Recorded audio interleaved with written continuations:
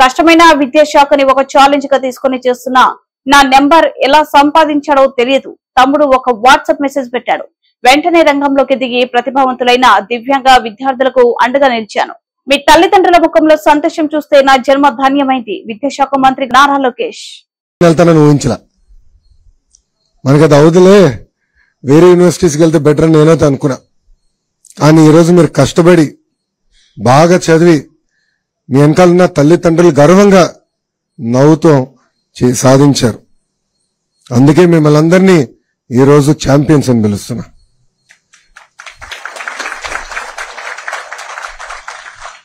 నాకు ఛాలెంజ్ అంటే బాగా ఇష్టం. బాబు గారు అంటే చంద్రబాబు నాయుడు గారు గౌరవ ముఖ్యమంత్రి వర్యులు నేను ప్రత్యక్ష రాజకీయాలు పోటీ చేయాలనుకున్నప్పుడు ఈజీ కాన్స్టిట్యున్సీస్ ఉన్నాయి, ఈ నియోజకవర్గాలకు వెళ్ళి నాకు ఈజీ అవుతుంది, నీకు ఈజీ అవుతుంది అని చెప్పారు. నేను తీసుకోవాలా. ఎప్పుడు గెలవని నియోజకవర్గం నాకు ఇవ్వండి, పోటీ చేస్తా, గెలుచుకుని వస్తానని చెప్పాను. ఆనాడు ఓడిపోయా. 2019లో నేను ఓడిపోయా. 5,300 పైచిలకు ఓట్లతో ఓడిపోయా. కానీ ఓడిపోయిన రోజు దగ్గర నుంచి మన ఎన్నికలయ్యే వరకు అంటే 5 సంవత్సరాలు అక్కడనే కష్టపడ్డా, అక్కడనే పోరాడా, ఒక ఛాలెంజ్ తీసుకుని ఎట్టి పరిస్థితుల్లో మళ్ళీ గెలవాలి అన్న లక్ష్యంతో పనిచేశా. నేను విద్యాశాఖ మంత్రి అవుతున్నానని న్యూస్ లో వచ్చినప్పుడు ఎంతో మంది నాకు ఫోన్ చేశారు. ఎందుకు సార్ అంత కాంప్లికేటెడ్ శాఖ, ఐటీ ఇండస్ట్రీస్ ఎన్ని ఈజీగా ఉంటాయి, మీరు అదే తీసుకోండి, ఇది మీకు కష్టమైన పని అని చెప్పారు. కానీ నేను ఒప్పుకోలా.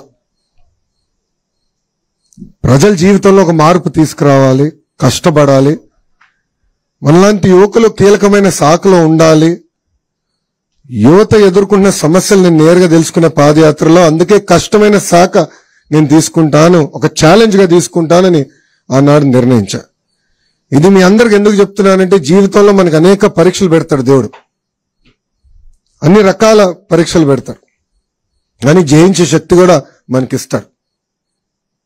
కలిసికట్టుగా మనందరం పోరాడితే ఎవ్రీథింగ్ ఇస్ పాసిబుల్. ఈరోజు మన ప్రభుత్వం ఒక లక్ష్యంతో పనిచేస్తుంది. పేదరికం లేని ఆంధ్ర రాష్ట్రం, రాబోయే 5 సంవత్సరాలు 20 లక్షల మందికి ఉద్యోగాలు కల్పించాలనేది ఒక లక్ష్యంగా పెట్టుకున్నాం. నేను ఇతర రాష్ట్ర మంత్రులతో మాట్లాడా, అమెరికాలో ఉన్న లెఫ్టినెంట్ గవర్నర్స్ తో మాట్లాడా. వాళ్ళందరూ ఆశ్చర్యపోతున్నారు, ఇన్ని ఉద్యోగాలు మీరు చేయగలుగుతారా అని, తీసుకురాగలుగుతారా అని. గతంలో తీసుకొచ్చాం, మేము చూపించాం. గతంలో 5 సంవత్సరాల్లో దాదాపు 7 లక్షల ఉద్యోగాలు తీసుకొచ్చాం. సో ఒక లక్ష్యంతో పనిచేస్తున్నాం. దాంట్లో భాగంగా కేజీ నుంచి పీజీ వరకు విద్యలో సంస్కరణలు తీసుకురావాలి, మార్పు తీసుకురావాలి లక్ష్యంతో ఒక బాధ్యత నేను స్వీకరించాను. బాబు గారు ఎప్పుడు ప్రజల పరిపాలన ఉండాలని చెప్తారు. మా అందరికి కూడా మినిస్ట్రీస్ కేటాయించిన తర్వాత మేము అందరం కలిసాం.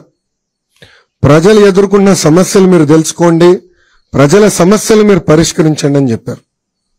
నా నంబర్ నువ్వు ఎక్కడ సంపాదించావు నాకు తెలియదురా స్వామి. పెట్టాడు. ఆ రోజు బాధ కలిగింది. ఏదో దీనికి సొల్యూషన్ ఉండాలి, ఏం చేయాలని ఆలోచించాను. నాకు మెసేజ్ పెట్టినండి, నేను ఇమ్మీడియట్ గా నా ఓఎస్డీ గారు చెప్పా, శశి సార్ని లేపాను, ఎటోగా సొల్యూషన్ ఎతకాలి. అప్పుడు నిధి గారు ఏకంగా జేఈతో డైరెక్ట్ గా మాట్లాడి ఏం చేయాలి, పరిష్కారం మార్గం ఏంటని ఎత్తుకాను. 2-3 సార్లు మీతో మాట్లాడడం కూడా, ఏంటి వాట్ ఈస్ ద సొల్యూషన్ అని. సో మన అందరిలో ఆ శక్తి ఉంది. సో ఈ ప్రభుత్వంలో చాలా స్పష్టంగా ప్రజలకు కావాల్సిన ప్రభుత్వం, ప్రజలకి జవాబుదారీతనం ఉండాలి, అందుబాటులో ఉండాలి. ప్రజలు ఏ సమస్య ఏదో పరిష్కారం వెతుకుతున్నారో అది అందించాల్సిన బాధ్యత మంత్రుల పైన ఉంది. వాస్తవంగా నేను ఎంత కష్టపడినా ఈ 5 సంవత్సరాలు ఈ రోజు ఈవెంట్ నేను మర్చిపోలేను. ఎందుకంటే మీ తల్లిదండ్రులు అందరూ నవ్వుతా, నేను ఈ రూమ్ లో అడుగుపెట్టినప్పుడు నవ్వుతా నన్ను పలకరించారు.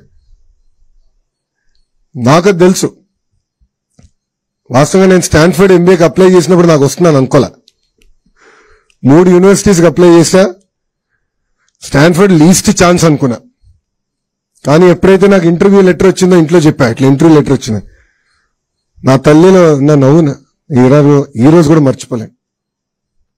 దాని తర్వాత ఎప్పుడైతే నాకు అడ్మిషన్స్ లెటర్ వచ్చిందో, డీన్ ఆఫ్ అడ్మిషన్స్ నాకు లెటర్ వచ్చింది, అది చూపించాను. చంద్రబాబు నాయుడు గారు కూడా గర్వంగా ఆ రోజు ఫీల్ అయ్యారు.